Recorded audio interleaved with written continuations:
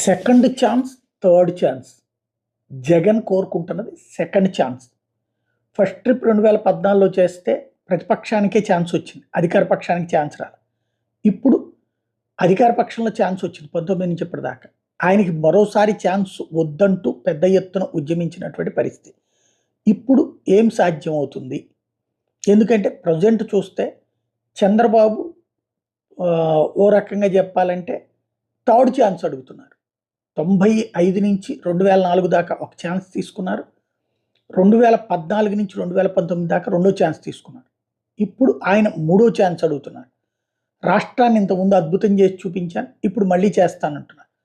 అదే సందర్భంలో జగన్మోహన్ రెడ్డి, నేను మాట తప్పలేదు, మడమ తిప్పలేదు, మా నాన్న తర్వాత నేను వారసుని, కానీ ఫస్ట్ ట్రిప్ అవకాశం దొరకలేదు, క్రిందసారి అవకాశం ఇచ్చాను, నేను చేసి చూపించాను, ఇప్పుడు మళ్ళీ అవకాశం